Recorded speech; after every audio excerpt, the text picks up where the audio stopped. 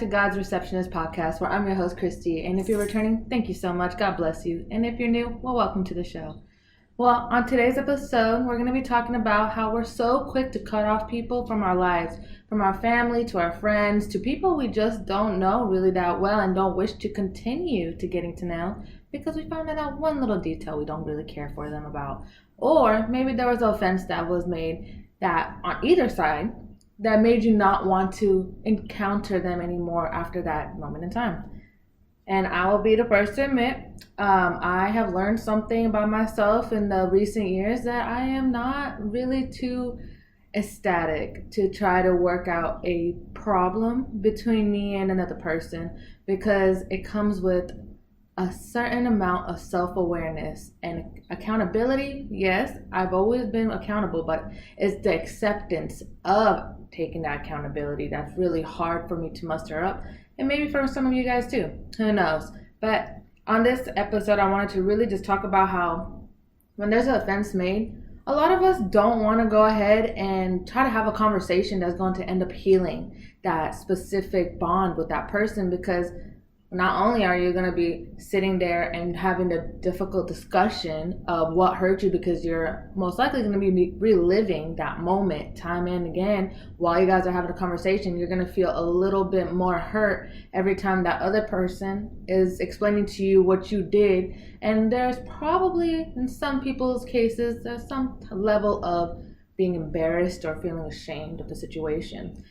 But without these conversations, we really can't grow. And that's where I feel like I'm trying to grow in this season as well. I feel like there's a number of us who do not like correction, but it's through instructions that we're able to really be able to be ourselves and save ourselves a lot of pain from the future if we just listen. So in my reading today, I was in Proverbs 10:17, and actually I'm going to read it straight from there. 10:17. It says, "The one who follows instructions is on the path of life, but the one who rejects correction goes astray." Now, God has given us instructions on how to live life, a good life.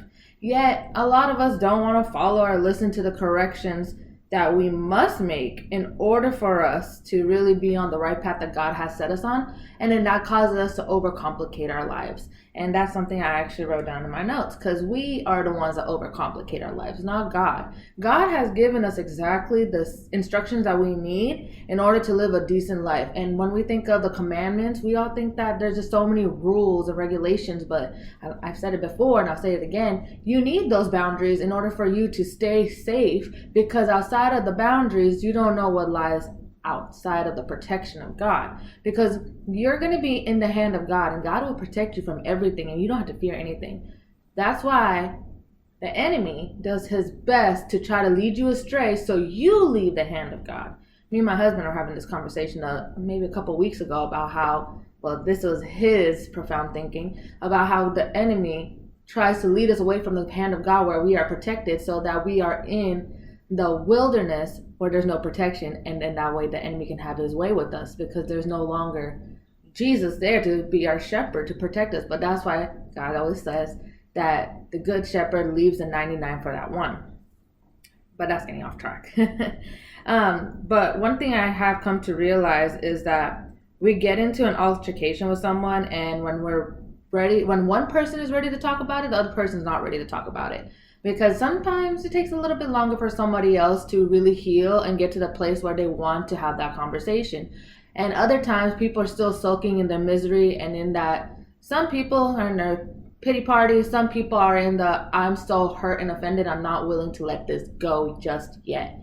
And some of us live there, which God doesn't want us to do. Why live in the pain when you can heal from the pain? And though it's like an open wound when you have to clean it up, yes, it's going to hurt when you put the alcohol onto that wound, and it's going to sting worse than what it already was, but it's better than it to continuously get dirty through the dirt and then cause it to have an infection.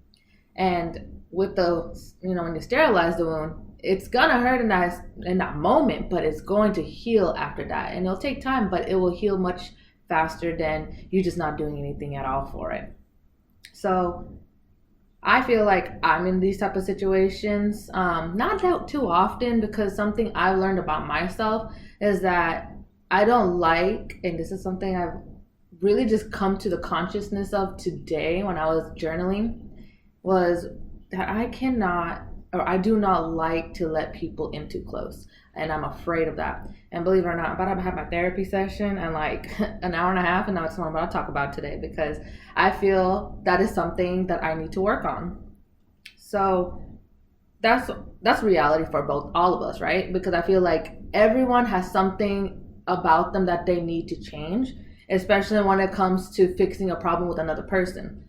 Because instead of doing the hard part and working it out through the conversation, we'd rather just not deal with the person. And I feel like, I don't know about you, I can only speak for myself. I come from a family who doesn't like to admit when they're wrong, who don't like to have a conversation to try to heal the wound, and they would rather just brush it over, ignore it, and let time pass on by and just say, hey, I love you. That's it. And that we're family, and that, there's nothing more to it. We're family. Let's get over it. But how is that supposed to help me get over what we went through if there's no type of communication on both of our ends to understand how we got there and how we can move forward without it ever repeating itself? Don't mind me, I'm looking at my notes often right today, because I just feel like I don't want to miss any of the things that I was able to write down, because they're really something that I feel like I had to ponder on, and I don't know if somebody else needs to ponder on it. But I had the one question in mind. It's then how can one truly have a relationship that can stand the test of time if we're not willing to have a conversation?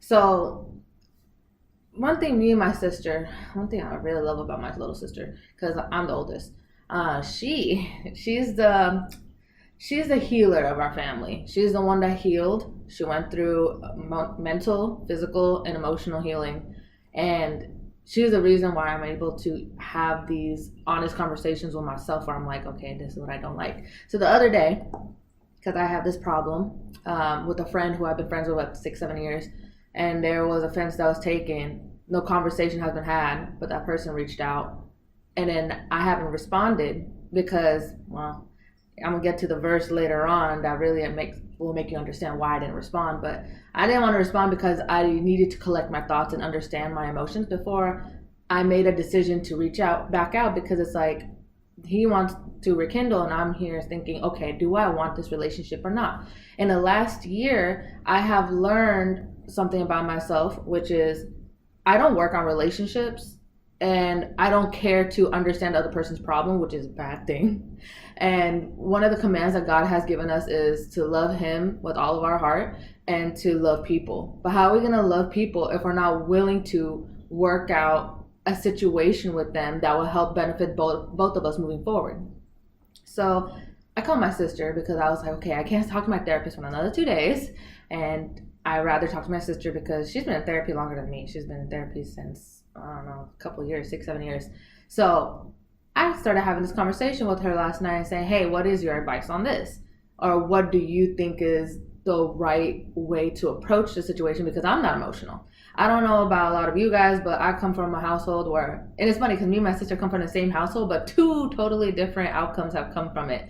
I have been in that household, and now I kind of embody the characteristics and the bad habits and traits of my parents. And then she was the smart one, learned that she didn't want to be like that, and she wanted to fix herself, so she went on a healing journey through therapy. And I was more of I don't want to be like that, but every day I'm more and more like my parents, because I had different ways of coping with those feelings. My sister went through real healing, and I went through self-soothing healing, which was, not being sober. So my sister and I were talking about how there's certain things that she doesn't like that she does, that she said that she doesn't like. So I don't know exactly what it was, and I don't want to butcher it because I don't want to speak for her, but I think she said something along the lines of, like, she used to not care about the relationship, but then that's something she wants to change, because she would go months without talking to that person.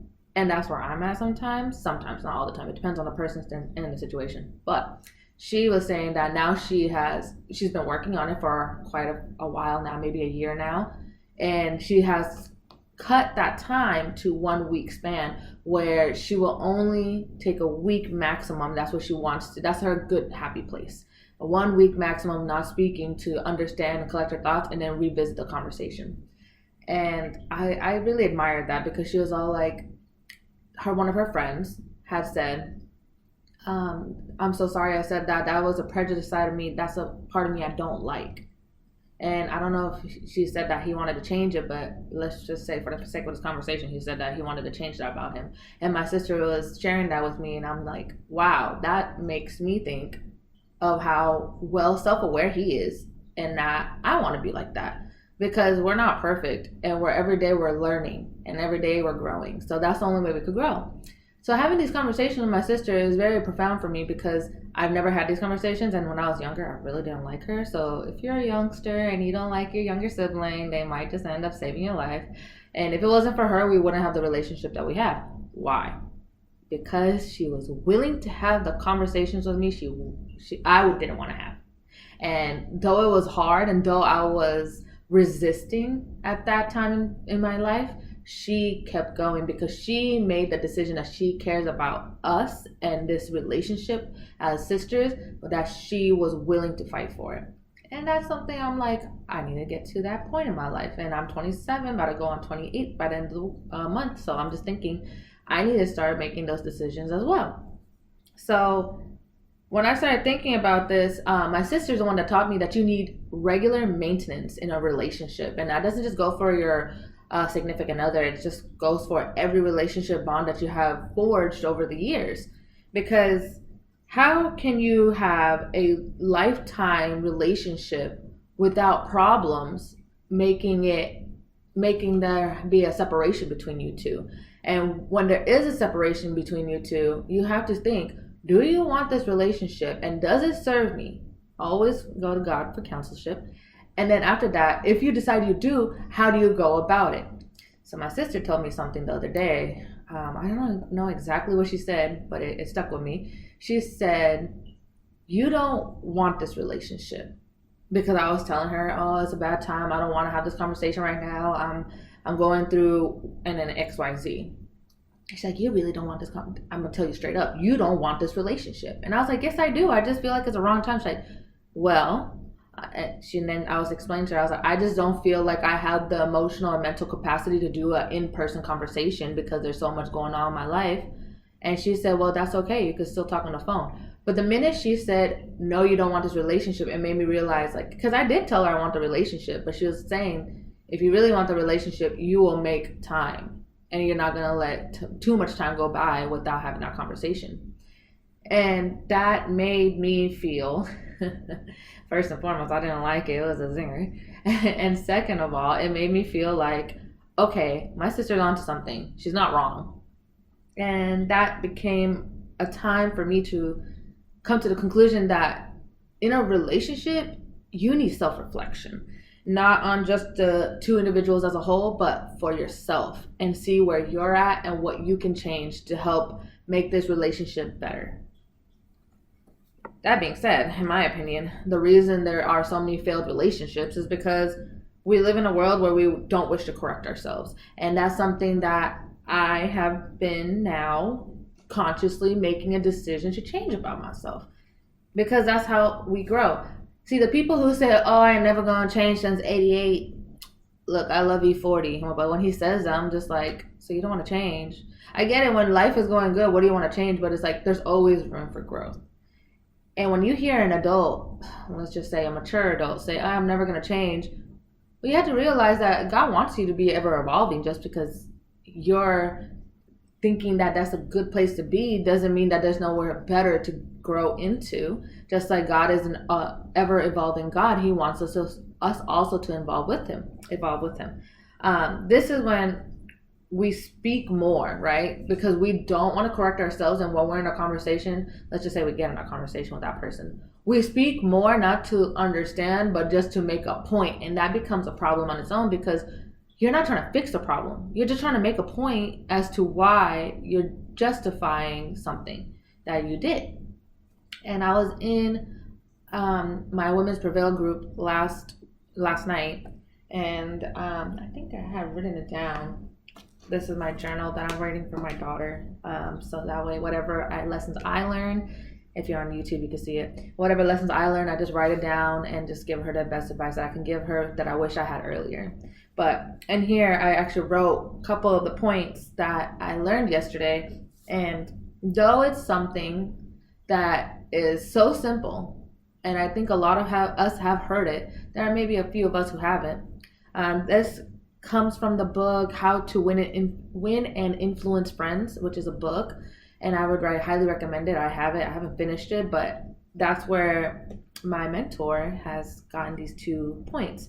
And it says to listen to understand, genuinely be interested, and ask say back questions, like saying, I hear you saying, and correct me if I'm wrong, but this is what I understand from what is said. So that way you can truly understand more. And you have to talk less to listen more, because a lot of us, again, talk too much, and then that causes us problems. And we have to intentionally care about what they care about. Now, when she said that, let's just be real truthful here. I don't, in the past, I'm trying not to be that person, but I did not care about what you cared about, because I felt like you didn't care about what I cared about. However, I have come to the understanding now that if I show you that I care about you and give you cue signs that I am listening and I am truly trying to understand without judgment, and trying to care from your perspective and your level, and try to be as passionate as you are about the situation, I feel like it would give more room for someone to want to care about what you have to say. So I was glad that she said that, because I'm not that type of person, and I'm really trying to change myself to be that person. And there is a Bible verse that goes with that. And let me look at my other notes. Which one is it? Oh, okay. Proverbs 10:19. When there are many words, sins is unavoidable, but the one who controls his lips is prudent. Now let me go ahead and define the word prudent. Prudent means acting with or showing care for the future. And that's what God wants us to do. When we speak too rapidly and to make a point, it's to give us instant gratification. But if you listen and you speak less, there's less words for people to hold against you, and sin again is avoidable at that time. Also, when it comes down to it, when you actually listen more, you'll get to really truly understand the person from a different level that you never decided or never had the opportunity to understand them from, right? So that's where I feel like I have to do, like, because I am a talker. Since I was a kid, I was a talker. I don't know. There's a lot of people out there who are talkers, so don't lie. But again, this is just a self-reflection. And then the second thing that she talked about is quickly admit when you're wrong. Now, I'm going to stop there real quick. The thing about me is I will admit that I'm wrong, but in that moment, I'm very resilient, and I feel like I will have to stop you, because I'm just like, what are you talking about? I'm right. But it's like, what does that get you? That gets you nowhere. That's pride. You're so full of yourself thinking that you're right. But let's just be honest, like, I don't know nothing. So when people tell me I'm wrong, I'm just like, excuse me. But it's true, I am wrong. But it'll take me a while to get to the point where I'll say that I'll admit that I'm wrong. So that's why my mentor says, quickly admit that you're wrong. And it also says, when apologizing, never apologize with if or but you hurt me too. Let the apology stand on its own. And that's something that I also have to learn to do, because I feel that, and I don't think I'm alone in this, we all want to justify why we've done something and to share the blame. But God doesn't care about us sharing the blame. He wants to see our growth, and he wants us to see humility, or seek humility in the situation. And we must honestly own where we are wrong.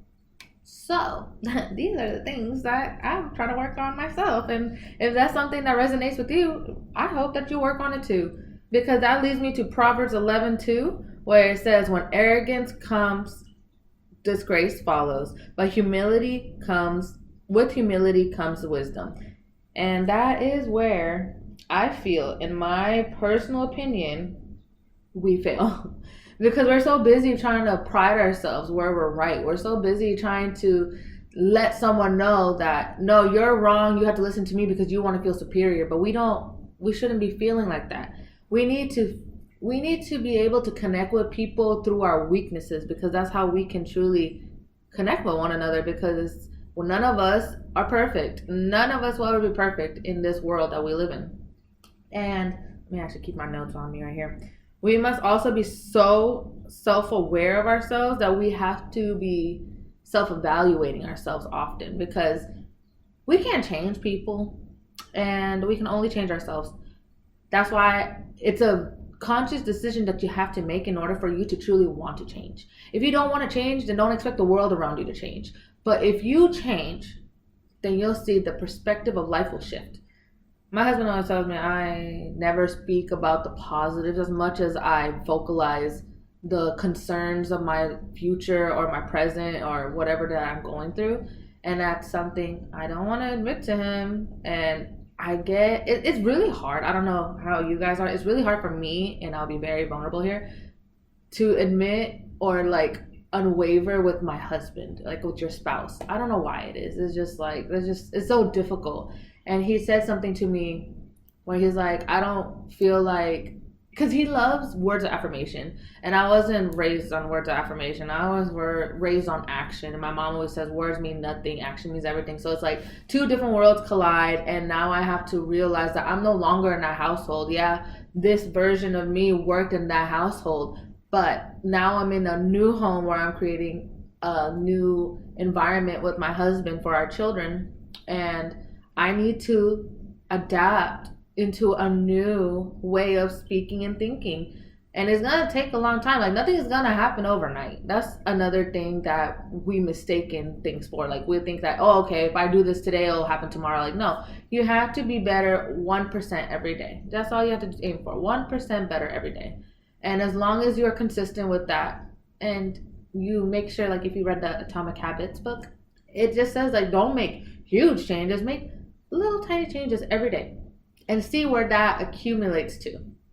So for me, these are where I start asking myself, and that's why I was asking myself this morning, my evaluation questions, like, where can I grow? What do I now like about myself? And where can I change? So I know it's just so hard for me to really admit to myself where I don't like. It's easier for me to say in my head, but speaking out loud, it's just like, oh yeah, I don't like how I think about certain things when something is said or done, or when someone is, I'm an overthinker, and that's something I don't like, but it's like really hard for me to not overthink. And these are the things that I need to work on daily, and not just be like, oh, I need to work on it, and then just forget about it, and then talk about it the next time there's a conversation on the subject. So when it comes to self-evaluation, it's an intentional work that you have to put in yourself. And if you're not a journaling person, I don't know, there's some people who like to make videos. Just keep a video of it, and like that will be your self-evaluation. For me, it's my book to my daughter. I have a journal. Like, I bought this book from, I think it was Hobby Lobby. My husband did, all blank pages, and I just draw whatever cute little floral I like, and then I'll just go ahead and write down whatever I've learned, and I would make sure that it's something I would want my children to learn from the situation. So not only does that help me be intentional on what I write, because I'm going to put a lot more thought in what I write if it's to my children versus me just writing to myself and saying, oh, no one's ever going to read this. Because now I'm being intentional of the lessons I learned. I'm being vulnerable about what I've been experiencing in that moment, and it's in live time. Basically, I'm experiencing that feeling right then and there, and I'm writing out and making sense of the situation, and that will get me to the conclusion of what I truly feel at the core. And that is the way I am able to self-evaluate myself, and it shows my children that I'm able to grow, and also myself. So whatever works for you, find that one thing that works for you, but be creative about it.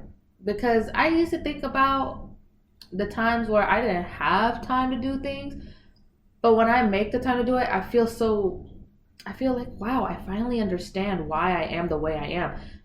And that is where I just feel like we become, it's like we always blame our parents or outside forces, teachers or friends or family, whoever, strangers, for the way we are. And though we cannot blame ourselves, blame ourselves for the way we have come out because of the environment we grew up in. It is a responsibility to change what we don't like about ourselves. And if we change what we don't like about ourselves, then we'll be able to become who we want to be, but most importantly, who God has created us to be. And that becomes like a question for everybody at this point. What is it about you not wanting to have a conversation with someone that scares you? Is it that you're going to learn something about yourself that you didn't want to uncover? Or is it something you already know, in most cases, that you already know about yourself, but now someone is telling you about it? And because you didn't make that change when you had that private moment, you knew about it, now someone else is telling you, that's God's way of telling you, hey, this is what you need to work on. Now, it's funny how God will talk to you when you go through a problem, because I didn't respond to my friend for 2 days now. Today's the second day. And I will. It's just I know I want to work this relationship out now. It's just, how do I go about it? And how do we not repeat these stages? And how can I also create boundaries? But how do I also own up to everything that I've done on my end? Even if that person decides not to take any responsibility or accountability of the role that they have also played, because it's a two-way street. And that is the struggle that I'm going with, which is why I haven't responded, because like, I'm trying to get myself to say, all right, just take all the blame, because I'm so used to taking all the blame, right, as a kid, where now I blame others. When growing up, I grew up blaming others, and now I'm trying to change that. And that's why when it came to this situation specifically, I'm just like, okay, I do not feel like this person is taking any responsibility or accountability, but maybe they're just not ready to do so right now. But maybe if I do so and I lead by example, but I also do it in a genuine manner where I'm really assessing myself, assessing the situation, and looking at the long-term goal in mind, it's going to work out for my good, as long as I do my part. I cannot make someone else own their part of the hurt, but I can own my part. And though they don't, at the end of the day, they are not allowing themselves to grow, but that doesn't mean that you shouldn't give yourself the opportunity to grow as well. So that is my podcast episode for today, because that's something I feel like a lot of us are going through, but you guys are not alone. I feel like all of us come from a home where we just don't want to take any type of blame, because we've been blamed a lot in our lives, and we're just thinking that that's admitting fault. But it's okay to take the fault, and it's okay to take some of that burden, because God will help you carry that burden. And because I didn't respond in 2 days, like I said, it's really good sometimes not to, because God starts to talk to you. Because then literally the next day I had my Women's Prevail meeting, and they were talking about the 2 points that I mentioned today. And I was like, oh, wow, God, you're talking to me. This is how you want me to handle the situation. Then I talked to my sister, and I was like, oh, okay, God, now I see what you're doing. Like, this conversation is you talking to me. And now, usually when God talks to you, you already know what you have to do. It's just that God will confirm it. And once you hear from 3 different unrelated sources, just know that is confirmation enough that you need. And you should not sit here and keep asking for confirmation. And just pray before you go into that conversation with that person, and ask God to lead you in a path that He will want you to go on to. Because at the end of the day, why have an enemy when you can have a friend? All because of your pride and your arrogance. Don't be arrogant.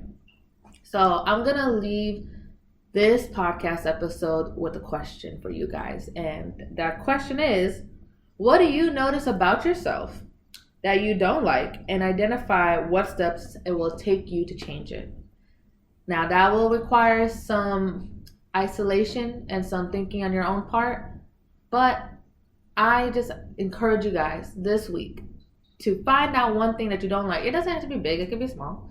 maybe you don't like to bite your nails, or maybe there's something, or maybe you did something to someone and you're like, oh, I don't like that. I would have liked someone to do that to me. Now I need to change that. Identify it.